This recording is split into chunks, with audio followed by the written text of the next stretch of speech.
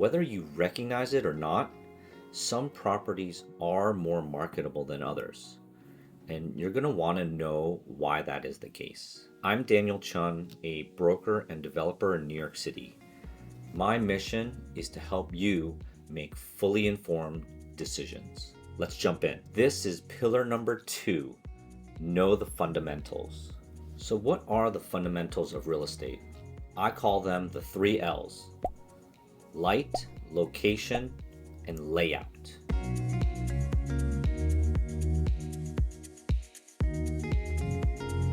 The first fundamental is light. How much natural light does the apartment get? What is the exposure? Eastern exposure gets morning sunlight, western exposure gets evening sunlight, and northern exposure has the least amount of light.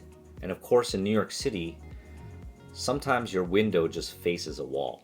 Light and view is not something you can change about an apartment. And because it's so important to so many buyers, sometimes it's their number one criteria. That's why it's a fundamental of real estate.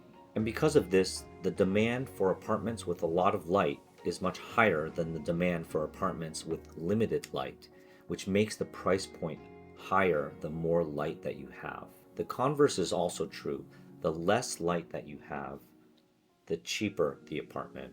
And that could be a 10 or 15% difference. So if you're a buyer on a budget, you may have to decide how much you're willing to compromise on light in order to get other things that are more important to you. Also, sometimes a new development can go up to block your view and block your light. So before you buy anything, you're going to want to research the development sites and the zoning in the area surrounding the apartment that you want to buy.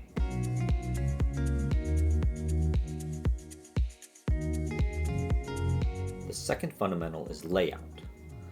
Layout just refers to the floor plan of the apartment. How many bedrooms and bathrooms do you need? How much square footage do you need? Do you need an open kitchen? Is outdoor space a non-negotiable for you? How important is closet space? Do you need an in-law suite, a powder room, etc., etc.? These are all part of the floor plan, which is the layout. It's a fundamental because it affects how you use the space every day.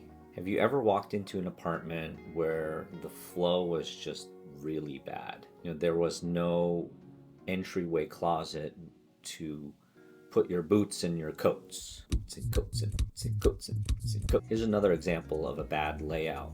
So maybe you can't picture yourself entertaining in the space, even if there's an outdoor space, because you'd have to carry your drinks from the kitchen up a flight of stairs, through your kid's bedroom, out onto your outdoor terrace where you're entertaining and your friends are having dinner, only to stop that at 7:30 because your kid has to go to bed. It just doesn't work. By the way, if you want to see what I believe to be the holy grail of layouts, watch this video. Or have you ever walked into an apartment where there's this long hallway and it takes you 10 minutes just to get to the living room? There's just a ton of wasted space. This is why you can have 2 apartments that each have 1,000 square feet on paper, but one has a good layout and one has a bad layout, and it's not just about the raw square footage. You have to look at whether there's wasted space and how efficient that floor plan actually is. Now, there are some things that you can change about an apartment, like opening a kitchen, depending on the building and the house rules of the building, but there are a lot of things that you can't change about the layout. By and large, you have to work within the footprint of your entire apartment. And so because the layout affects how you use the space, it's going to affect your ultimate enjoyment of the space every day. So you're going to want to understand what fundamentals of the layout really matter to you and what layouts are not optimal for you.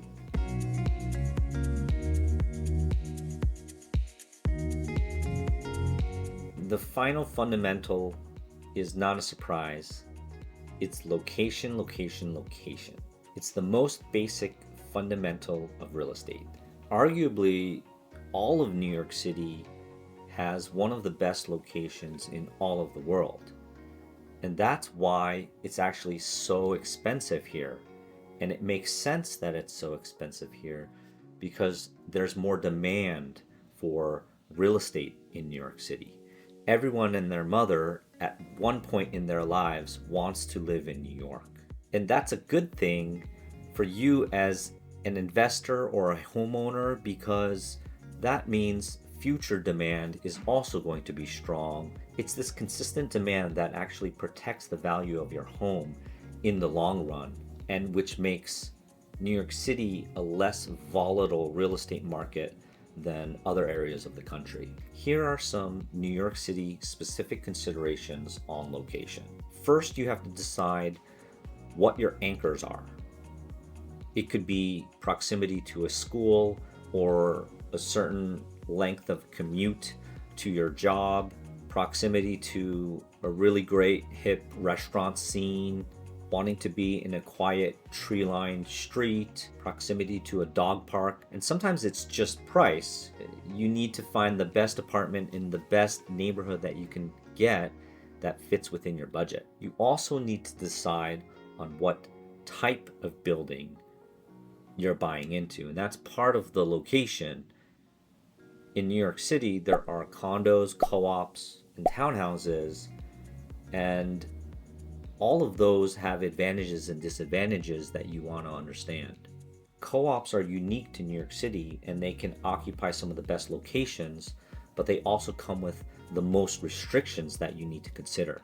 If you want a separate video of me going over all of the advantages and disadvantages of condos, co-ops, and townhouses, let me know in the comments. So if you found an apartment that has all of these fundamentals, great light, excellent layout, amazing location, you know you have something really special. But chances are, in New York City, like anywhere else in the world, you will likely have to compromise.